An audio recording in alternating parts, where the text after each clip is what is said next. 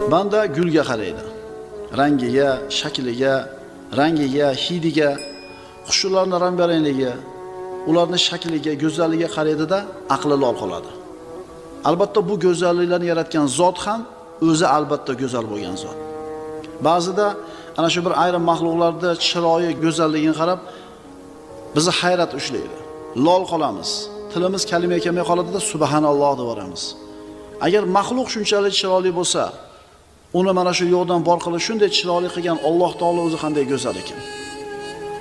Bir qushni ko'rsatishyapti, mana kallasining rangini o'zgartiryapti, sayrayapti, bir pushti bo'lyapti, pat. Tasavvur qiling. Sariq bo'lyapti, qora bo'lyapti. Buni ko'rib turib, lol qilmay ilojingiz yo'q. Mana shu Alloh taoloning go'zal san'atini ko'rgan, mana degan muhandislar, me'morlar Allohning san'atiga qoyil qoladi-da, undan ilhomlanadi. Alloh taolo al-Jamil, go'zal bo'lgan zot. Go'zalligining asli Alloh subhanahu va taolo bo'ladi.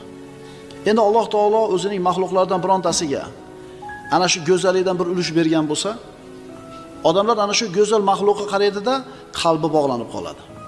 U chiroyli, go'zal ot bo'lsin yoki bir mashina bo'lsin, go'zallikni ko'rganda inson unga albatta mahliyo bo'lib qoladi. Toat nima? Birodarlar, toat bu muhabbat. Ibodat, itoat nima desa, ulamolar mana shu itoatning, ibodatning juda ham bir go'zal ta'rifini keltiradi. Diqqat qilamiz.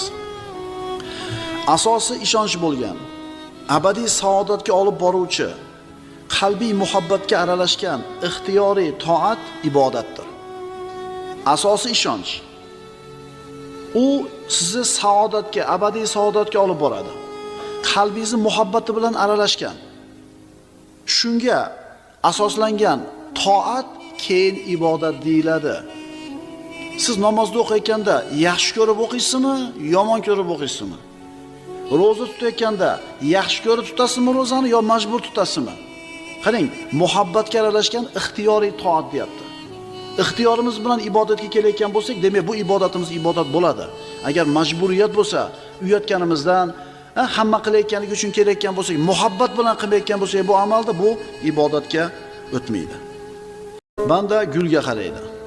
Rangiga, shakliga, hidiga, qushlarning rang-barangligi, ularning shakliga, go'zalligiga qaraydi-da, aqli lol qoladi.